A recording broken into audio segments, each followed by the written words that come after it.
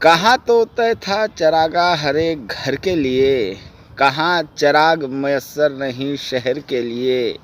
यहाँ दरख्तों के साए में धूप लगती है, चलो यहाँ से चलें और उम्र भर के लिए। न हो कमीज़ तो पाँवों से पेट ढक लेंगे, ये लोग कितने मुनासिब हैं इस सफ़र के लिए। खुदा नहीं न सही आदमी का ख्वाब सही, कोई हसीन नज़ारा तो है सफ़र के लिए।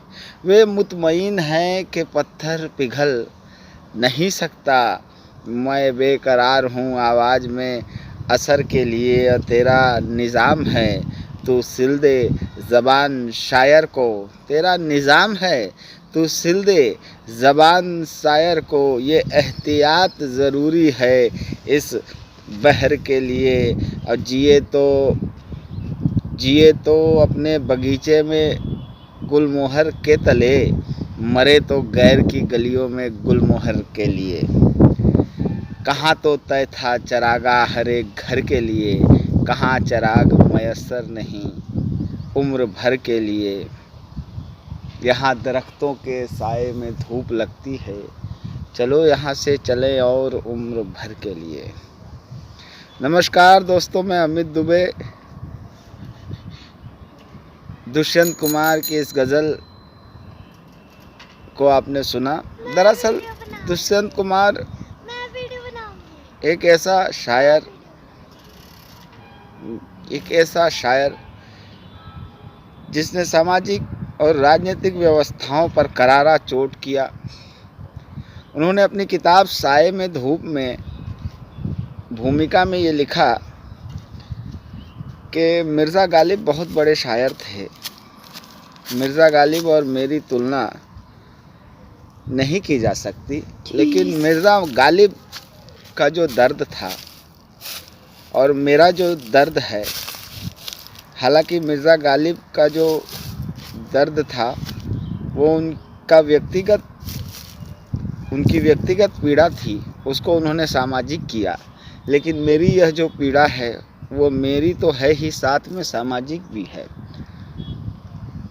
इसलिए इसका सार्वजनिक होना ज़रूरी है। इस विचार के शायर थे दुष्यंत कुमार। आप उन्हें जितना भी पढ़ें, एक एहसास, एक अपनापन महसूस होता है। एक गज़ल और उनकी मैं आपके बीच में साझा करता हूँ। उन्होंने कहीं पर लिखा कि गाते गाते लोग कैसे मंजर सामने आने लगे हैं, गाते गाते लोग चिल्लाने लगे हैं। अब तो इस तालाब का पानी बदल दो, ये कमल के फूल कुम्हलाने लगे हैं। गाते गाते लोग चिल्लाने लगे हैं, कैसे मंजर सा। और आज आप कोरोना के इस काल में अगर उनकी गज़ल गुनगुनाएंगे तो ऐसा लगेगा कि आज की जो स्थिति है उस पर ही उन्होंने लिखा हो। ये एक कवि, एक शायर के कलाम का असर होता है कि आप जब भी उसे पढ़ें तो नयापन उसमें झलकता है और ऐसा लगता है कि ये तो आज ही लिखी गई होगी, इस परिस्थिति पर लिखी गई होगी। उन्होंने लिखा कि गाते गाते लोग चिल्लाने लगे हैं, कैसे मंजर सामने आने लगे हैं। गाते गाते लोग चिल्लाने लगे हैं, अब तो इस तालाब का पानी बदल दो, ये कमल के फूल कुम्हलाने लगे हैं। अब तो इस तालाब का पानी बदल दो, ये कमल के फूल कुंभ लाने लगे हैं। वो सलीबों के करीब आए तो हमको, सलीबों मतलब ईसा मसीह को जिस धन आकार की लकड़ी पर लटकाया गया उसको सलीबों कहा। वो सलीबों के करीब आए तो हमको कायदे कानून समझाने लगे हैं। वो सलीबों के करीब आए तो हमको कायदे कानून समझाने लगे हैं। एक तहखाने में, एक कब्रिस्तान में घर मिल रहा है, जिसमें तहखानों से तहखाने लगे हैं। एक कब्रिस्तान में घर मिल रहा है जिसमें तहखानों से तहखाने लगे हैं। अब मछलियों में खलबली है अब सफ़ीने, मछलियों में खलबली है अब सफ़ीने नाव, मछलियों में खलबली है अब सफ़ीने उस तरफ जाने से कतराने लगे हैं। और मौलवी की डांट खाकर अहले मकतब, मौलवी की डांट खाकर अहले मकतब फिर उसी आयत को दोहराने लगे हैं। मौलवी की डांट खाकर अहले मकतब फिर उसी आयत को दोहराने लगे हैं।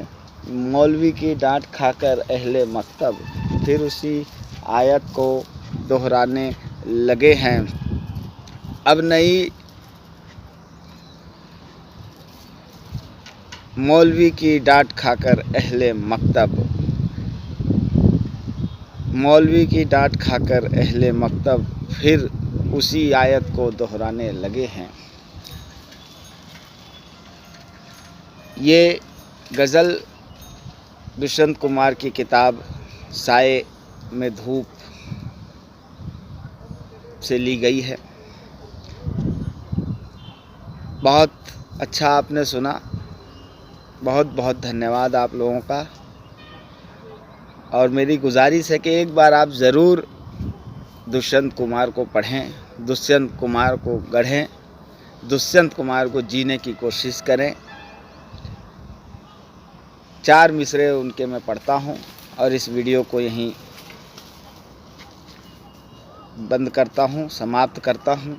उन्होंने कहा कि ये सारा बदन बोझ से झुककर दोहरा हुआ होगा। मैं सजदे में नहीं था, आपको धोखा हुआ होगा।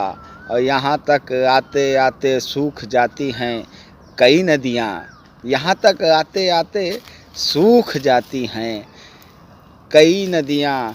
हमें मालूम है कि पानी कहाँ ठहरा हुआ होगा। बहुत बहुत धन्यवाद, बहुत आभार, बहुत शुक्रिया। Bye bye.